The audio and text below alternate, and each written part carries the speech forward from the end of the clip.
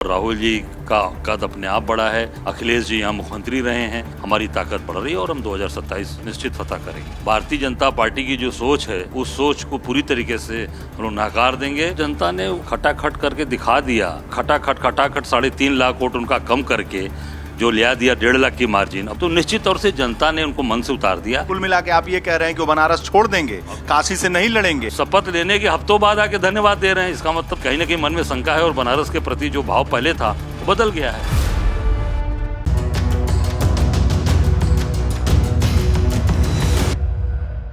राहुल गांधी ने वायनाड की जगह रायबरेली संसदीय सीट को अपनाया है। अजय राय हमारे साथ हैं, इसके मायने क्या हैं?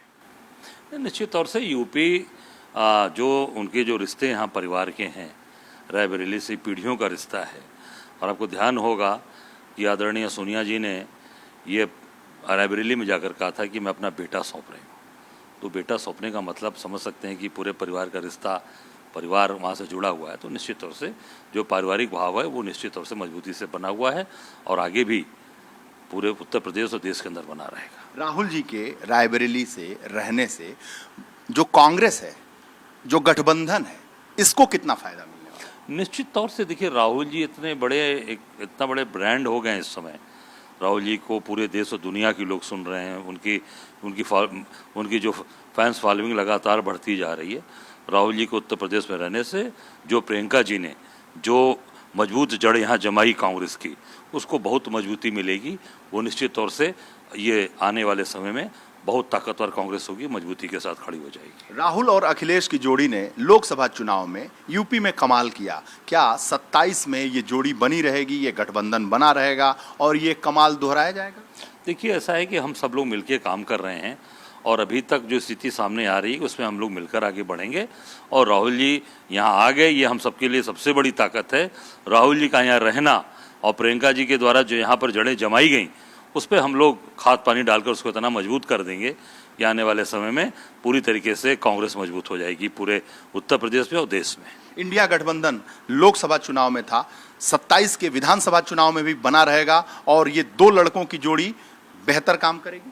निश्चित हमारे दोनों वरिष्ठ बड़े नेता हैं और राहुल जी का कद अपने आप बड़ा है, अखिलेश जी यहाँ मुख्यमंत्री रहे हैं। तो निश्चित तौर से दोनों लोग मजबूत होकर आगे मजबूत होंगे, बढ़ेंगे और उत्तर प्रदेश के अंदर हमारी ताकत बढ़ रही है और हम 2027 निश्चित फतह करेंगे। आखिरी सवाल, इंडिया गठबंधन मिलकर चुनाव लड़ेगी? हाँ, इंडिया गठबंधन पूरी ताकत के साथ, जो भारतीय जनता पार्टी की जो सोच है उस सोच को पूरी तरीके से हम लोग नकार देंगे। जो अत्याचारी अन्यायी सरकार जो बुलडोजर चलाकर लोगों का घर गिरवाती है बिना, अभी आप लखनऊ में देखें जिस तरीके से वहाँ पर अकबर नगर में जिस तरीके से मकान लोगों के तोड़े गए, उनको बसाइए कहीं। बनारस में चित्तरंजन पार्क में तोड़े गए, बनारस में संजय नगर मार्केट में तोड़े गए, सबका दुकान मकान तोड़ दिया है। बनारस में कितने मकान रामनगर में तोड़े गए। कहीं बना के कहीं आप कहीं उनको स्थापित भी तो करिए। केवल स्थापित करने का, केवल निगेटिव काम करने का ये काम कर रहे हैं कांग्रेस और ये गठबंधन। निश्चित तौर से लोगों को मजबूत करेंगे, उनको घर आसियाना देंगे, उनको बसाएंगे। नीट परीक्षा को लेकर पूरे देश में विवाद खड़ा हुआ है। जिस तरीके से इसमें धांधली की खबर आ रही है, इस पे क्या कहेंगे? खबर आ रही है, अप्रमाणित हो रहा है। आप देखिए, एक सेंटर के बच्चे टॉप कर रहे हैं। बिहार में देखिए तमाम उस पर गिरफ्तारियां हुई हैं। अब तत्काल नीट की परीक्षा को निरस्त करना चाहिए और फिर से नई परीक्षा कराएं, ताकि बच्चे जो संशय में हैं, जो बच्चे परेशान हैं, दुखी हैं, वो निश्चित तौर से उस पर माननीय सर्वोच्च न्यायालय को ध्यान देना चाहिए और निश्चित इस पर प्रभावी कार्रवाई करनी चाहिए। लोकसभा रिजल्ट निकलने के बाद प्रधानमंत्री पहली बार आ रहे हैं वाराणसी दौरे पर। खटाखट पैसा भी किसानों को देंगे सम्मान निधि के तौर पर, महिलाओं को प्रमाण पत्र देंगे जो स्वयं सहायता समूह की महिलाएं हैं। इस पर क्या प्रतिक्रिया है? वो जनता ने चुनाव के पहले खटाखट करके दिखा दिया कि खटाखट वोट घटा दिया और खटाखट 3.5 लाख वोट उनका कम करके जो लिया दिया 1.5 लाख की मार्जिन। अब 62,000 वोट पे उनका पिछली बार से खटाखट वोट 62,000 वोट कम हो गया। तो निश्चित तौर से जनता ने उनको मन से उतार दिया। और आपको शायद जानकारी होगी कि इसके पहले मोदी जी चुनाव जीतने के बाद, शपथ लेने के पहले बनारस आए हैं। पहली बार ऐसा हो रहा है कि शपथ लेने के हफ्तों बाद आ रहे हैं बनारस में धन्यवाद ज्ञापित करने। इसका मतलब मोदी जी के मन में कहीं ना कहीं बनारस को लेकर शंका बैठ गई है। बैठ गई है। बिल्कुल बिल्कुल, ये साबित करता है। इसके पहले आप देखिए, जब भी चुनाव जीते हैं मोदी जी, तत्काल बनारस के लोगों को आके धन्यवाद आभार व्यक्त किया है। शपथ ग्रहण के पहले किया, इस बार शपथ ग्रहण के बाद आ रहे हैं, इसका मतलब मन में शंका बैठ गई है। आप शंका बैठ गई है तो बड़ा जोर दे रहे हैं, शंका बैठने का आशय क्या है? आशय कि चुनाव हार रहे हैं। आप देख लीजिए स्थिति भाई, जो देश के प्रधानमंत्री, मुझे जहाँ तक जानकारी है कि सिटिंग सीट पर बैठे प्रधानमंत्री पहले हैं जो इतनी बुरी तरीके से अपनी सीट पर पिछड़े हैं और इतना कम वोट मिला है। पहले ऐसे देश के प्रधानमंत्री हैं जो आप 5 लाख वोट से जीते थे, इस बार 1.5 लाख से, और 4 राउंड पीछे रहे।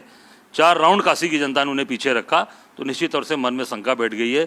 अब वो शंका कहाँ तक जाएगी, शंका का समाधान तो मैं समझता हूँ कि बड़ी दिक्कत से होती है। तो जब शंका का जब समाधान होगा तो अगला कदम क्या हो सकता है उनका? अब अगला कदम तो ये तो वो बताएंगे, हम लोग तो इतने कर सकते हैं कि शंका उनके मन में बैठ गई। कुल मिला के आप ये कह रहे हैं कि वो बनारस छोड़ देंगे, काशी से नहीं लड़ेंगे, वाराणसी को नकार देंगे? ये मैं कहाँ के, हाँ ये तो बात आ गई ना सामने, नकारने की आ गई वीरेश जी बात की। इन्होंने पहले दोनों चुनाव में, चुनाव जीतने के बाद आगे बनारस की जनता को धन्यवाद देते थे, इस बार शपथ लेने के हफ्तों बाद आके धन्यवाद दे रहे हैं। इसका मतलब तो साबित यही होता है ना कि कहीं ना कहीं मन में शंका है और बनारस के प्रति जो भाव पहले था वो बदल गया है। बहुत बहुत धन्यवाद आपका।